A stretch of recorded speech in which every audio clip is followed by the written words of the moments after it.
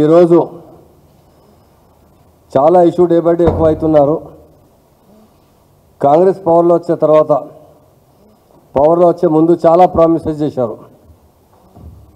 అప్పుడు రేవంత్ రెడ్డి గారు, రాహుల్ గాంధీ గారు, ప్రియాంక మేడం గారు తెలంగాణ వచ్చే 6 గ్యారంటీ ఇచ్చిన నియర్లీ 420 ప్రామిసెస్ చేశారు. మైనార్టీ కోసం भी చాలా ప్రామిసెస్ చేశారు. ఒకటి ఫిలప్ చేయలేదు. బడ్జెట్ కోసం చేశారు. బడ్జెట్ भी సరిగా ఇవ్వలేదు. శాంక్షన్తో చేశారు. ఇప్పుడు నియర్లీ 19 మంత్స్ కంప్లీట్ అవుతున్నారు. ఒకటి మైనారిటీ మినిస్టర్ లేదు. కేసీఆర్ గారు మహాన్ మహాత్మా లీడర్ ఉన్నాయి. ఆయన ఒకటి చీఫ్ మినిస్టర్ ఓత్ తీసుకోపోతే అప్పుడు హోమ్ మినిస్టర్ అంటే ముస్లింకు ఇచ్చిన. హిందూ ముస్లిం గంగా జమున తహజీబ్ అంటే ఆయన దగ్గరే ఉంది. రేవంత్ రెడ్డి గారు ఖాళీ మాట్లాడుతున్నారు, ప్రామిసెస్ చేస్తున్నారు, ఇంప్లిమెంట్ ఏం చేస్తలేదు. ఈరోజు కొత్త ఇష్యూ ఇమామ్ మోజన్ గారికి इनकम सर्टिफिकेट कावाले अंटे मैं यही पूछना चाहता हूं कि हमारे इमाम और मौजूद हजरत कहाँ से लाएंगे? इनकी इनकम ही नहीं है.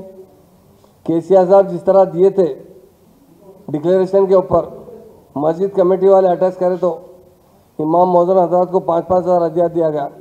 रेवंत रेड्डी साहब क्या बोले? इमाम साहब को 12,000 देंगे, मौजूद साहब को 10,000 देंगे. अरे 12 भी गए, 10 भी गए. अब तो नए शरात लगाकर 50% लोगों को कट करना चाह रहे हैं. शॉर्ट पीरियड देकर सारे लोगों से कहा जा रहा है कि आप इनकम सर्टिफिकेट, आधार कार्ड सबमिट कीजिए तो हम इंक्वायरी करने के बाद पेंशन देंगे. ये गलत तरीका है. हम कई 2 दिन से हम कोशिश कर रहे थे.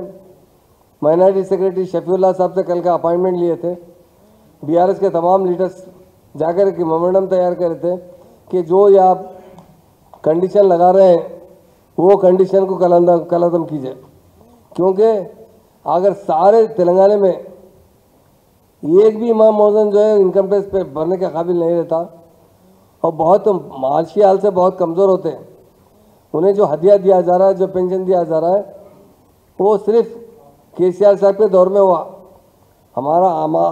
हमारे तेलंगाना में इससे पहले 48 ईयर्स कांग्रेस हुकूमत की, 17 साल तेलुगु देशम हुकूमत की, दोनों मिला के 65 साल हुकूमत करे. 65 साल में एक पैसा भी इमाम मौजूद को नहीं दिए. अगर कोई देने वाले लीडर और महान महात्मा लीडर है तो केसीआर साहब.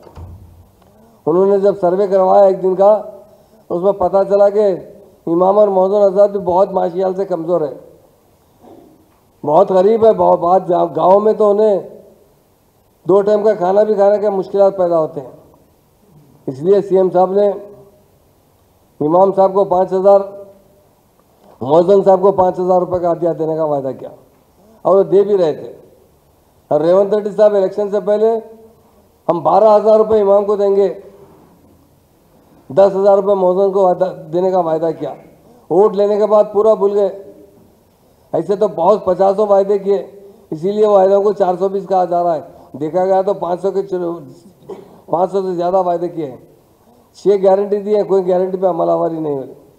आज माइनॉरिटी रेजिडेंशियल स्कूल का हाल पतला है. दिन ब दिन वहाँ तादाद घटते जा रही है बच्चों की. मैं एक ही बात पूछना चाहता हूँ मीडिया के ज़रिए कांग्रेस हुक्मरानों से, आप हमारे स्टेट के अंदर करीब 50 साल हुकूमत किए, क्यों मुसलमानों को तालीम नहीं दिए?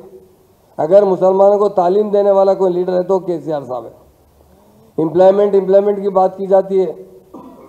मुसलमान बगैर तालीम के किस तरह एम्प्लॉयमेंट हासिल कर सकते हैं? इसलिए मुसलमान ज़्यादातर होटलों में काम करते हैं, पंचर बनाते हैं, मजदूरी का काम करते हैं. इसलिए चीफ मिनिस्टर साहब ने, जो साबिका चीफ मिनिस्टर साहब केसीआर साहब ने सर्वे करवा कर उन्हें 5-5 हज़ार का हदिया मुकर्रर किया गया. और इन्होंने उससे 10,000 और 12,000 का वायदा किए. वो 10,000 12,000 भी गए. अब 5,000 का भी उसके लिए कई कंडीशन लगाए जा रहे हैं. हम इसकी सख्त मजम्मत करते हैं. कल हम जाने वाले थे, हम हमारे साबिका वक्फ बोर्ड चेयरमैन साहब और जितने हमारे साबिका उर्दू अकेडमी चेयरमैन, जितने हमारे लीडर्स से मिलकर शफीउल्लाह साहब को, जो हमारे सेक्रेटरी है, एक मेमोरेंडम देने के लिए उनसे टाइम भी लिया गया था. कल 4:30 का टाइम दिए थे. जब हम लोग गए तो वो सीट पर नहीं थे.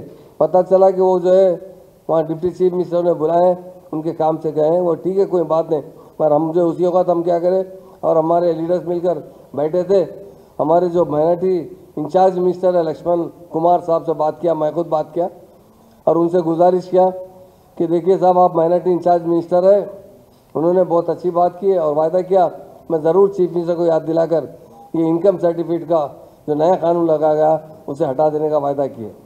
इसीलिए दिन ब दिन जितने 19 महीने के अंदर हम देख रहे हैं हमारे रेजिडेंशियल स्कूल की तादाद कम होती जा रही है। प्री मैट्रिक पोस्ट मैट्रिक का स्कॉलरशिप भी, प्री मैट्रिक तो सेंट्रल गवर्नमेंट की जानिब से दी जाती है और पूरे लोगों को नहीं दी जाती है। केसीआर साहब ने उस वक्त जो चीफ मिनिस्टर थे उन्होंने जितने बच्चों को वो दे सकते हैं सेंट्रल गवर्नमेंट से, माँ बाकी बच्चों को केसीआर साहब ने ये अमाउंट फराहम किया और उन लोगों को दिया। उसी तरह पोस्ट मैट्रिक स्कॉलरशिप, आज बच्चों को कॉलेजों में बड़ी तकलीफ हो रही है। मैं चीफ मिनिस्टर साहब से गुजारिश करता हूँ, నేను చీఫ్ మినిస్టర్ గారికి రిక్వెస్ట్ చేస్తున్నాను, pre matric post matric scholarship ఇవ్వలేకుంటే పిల్లలకు సర్టిఫికేట్ ఇస్తలేదు, అడ్మిషన్ ఇస్తలేదు అదర్ కాలేజ్లో. నేను గవర్నమెంట్తో ఎవ్రీ టైం చాలా ప్రామిసెస్ చేశారు, ఇంప్లిమెంట్ ఏం చేస్తలేదు. మైనార్టీ కోసం ఒక మైనార్టీ మినిస్టర్ లేదు. ఏముంది ఇది గవర్నమెంట్ ఎట్లా నడుస్తుంది బడ్జెట్లో అంటే ఎప్పుడు శాంక్షన్ చేస్తలేదు. ఉర్దూ అకాడమీ, हज हाउस, माइनॉरिटी फाइनेंस कॉर्पोरेशन में कोई भी फंड्स नहीं है. पूरे चेयरमैन से हम जब बात करते तो वो कहते हैं हमारे हाथ में कुछ नहीं है, हमारे पास एक पैसा नहीं है. तो हम हुकूमत से गुजारिश करते हैं, चीफ मिनिस्टर साहब से और अदर मिनिस्टर से, कैबिनेट में डिसीजन लीजिए आप, माइनॉरिटी के जो डिपार्टमेंट से जो भी उन्हें अच्छा सा बजट दीजिए ताकि वो अच्छी तरीके से काम करें. और जो बच्चों का स्कॉलरशिप रुका है, post matric scholarship immediate release कीजिए ताकि वो स्कूलों में उनके जो सर्टिफिकेट रुके हैं वो उन्हें हासिल हो सके. उसी तरह इमाम और मौजूद हज़रात को जो इनकम सर्टिफिकेट है वो इमीडिएट उसे बर्खास्त किया जाए और जिस तरह उनका डिक्लेरेशन के हिसाब से उन्हें यकीनन पैसे रिलीज़ किया जाए. और आप जो इजाफा पैसे देने का वायदा किए थे, आप 12,000 इमाम साहब को, 10,000 मौजूद साहब को देने का वायदा किए थे, वो भी दिया जाए. ये जब से कांग्रेस हुकूमत आई है सिर्फ मुसलमानों को वायदे किए जा रहे हैं, तमाम कौम लोगों को भी वायदे किए जा रहे हैं. बजट एक पैसे का नहीं है, काम एक पैसे का होता नहीं, मगर बड़े बड़े वायदे किए जाते हैं. रेवंत रेड्डी साहब हमारे जो चीफ मिनिस्टर साहब तो वायदे करने में बहुत माहिर है और बोलना भी बहुत अच्छा आता है. मैं यही गुजारिश करता हूँ, आज हमारे सारे लोग आज यहाँ मौजूद है. हमारे साबिका वक्फ बोर्ड चेयरमैन मसीहुल्लाह खान साहब है यहाँ पर, हमारे मुखी साहब, चंदा साहब, हमारे बदर भाई साहब सीनियर लीडर है, हमारे मुनीर भाई साहब सीनियर लीडर है, हमारे उमर साहब है और हमारे उर्दू एकेडमी के चेयरमैन नियाजी साहब है, जो अरशद भाई साहब है और बहुत से लोग हमारे नूर भाई है और तमाम हमारे कलीम भाई है, नियाजी, बहुत से लोग आज जमा हुए. ताकि हम यकीनन 1-2 दिन 4 दिन के बाद फिर हमारे जो इंचार्ज मिनिस्टर लक्ष्मण साहब से मुलाकात करेंगे. लक्ष्मण कुमार साहब ने मुझसे अच्छी बात की और कहा कि डेफिनेट हम 2-4 दिन में चीफ मिनिस्टर बोल के ये इनकम सर्टिफिकेट का जो कानून लगाया गया उसे निकाल दिया जाएगा. आज हम मीडिया के ज़रिए और बीआरएस का जो स्टैंड है वो स्टैंड हम क्लियर करना चाहते हैं. हमारा 2 स्टैंड है, एक दो जो रेजिडेंशियल स्कूल है उसे अच्छी तरीके से तालीम दीजिए, उन बच्चों को काबिल बनाइए. इस साल भी तकरीबन मैं खुद एक प्रोग्राम देखा था जिसमें माइनॉरिटी चेयरमैन जो है बाज़ाब्ता तरीके से ऐलान कर रहे थे कि इस साल 52 बच्चों को, लड़के और लड़कियों को MBBS में दाखिला मिला है. ये किसकी वजह से मिला है, किसके बच्चे हैं ये उन गरीब लोगों के बच्चे हैं जो बिल्कुल मामूली काम करते हैं, होटल में काम करते हैं, रक्षा चलाते हैं, मजदूरी करते हैं. उनके बच्चे अगर डॉक्टर बन रहे हैं मेरिट में आकर तो केसीआर साहब का कारनामा है. इसे कायम किया जाए, इसी तरह आगे बढ़ा जाए, क्योंकि कांग्रेस हिंदुस्तान में सबसे ज़्यादा हुकूमत करने वाली कांग्रेस पार्टी है और सबसे ज़्यादा गरीब है. इसको बैकवर्ड होते जा रहे हैं तो मुसलमान बैकवर्ड होते जा रहे हैं. आज दलितों से भी कमज़ोर है तो मुसलमान, ये मैं नहीं कह रहा हूँ, सच्चार कमेटी रिपोर्ट बताती है. इसलिए నేను సీఎం గారికి నేను అపీల్ చేస్తున్నాను, మీ మైనార్టీ కోసం బడ్జెట్ శాంక్షన్ చేయాలి, మైనార్టీకి ఒక ఇమీడియట్ ఒక మినిస్ట్రీ ఇవ్వాలి. మీ దగ్గర ఒకటి ఎమ్మెల్సీ ఇచ్చినా మీరు మళ్ళీ ఇవ్వాలి. మీ 6 మంత్స్ మినిస్ట్రీ ఇచ్చిన తర్వాత ఎమ్మెల్సీ ఇచ్చడానికి అవకాశం ఉంది. నేను రిక్వెస్ట్ చేస్తున్నాను, ఇమీడియట్ ఏ ప్రామిస్ చేశారు తప్పకుండా pre matric post matric scholarship 100% ఇవ్వాలి. ఓవర్సీస్ स्कॉलरशिप చాలా జీరో అవుతున్నారు. ओवरसीज स्कॉलरशिप में केसीआर साहब ने 20 लाख रुपए दे रहे थे, 20 लाख रुपए नॉन रिफंडेबल थे. सीएम साहब ने इतना बड़ा कारनामा किया.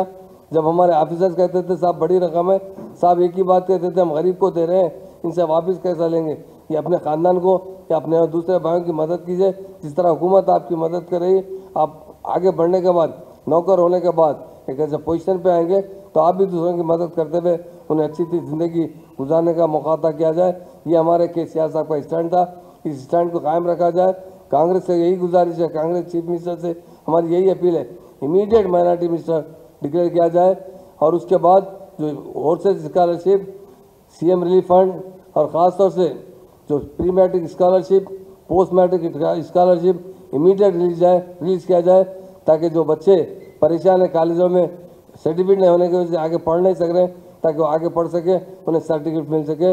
इसलिए मैं तमाम हमारे जो साथियों का भी शुक्रिया अदा करता हूँ और एक दो रोज़ मीडिया भाइयों का भी शुक्रिया अदा करता हूँ।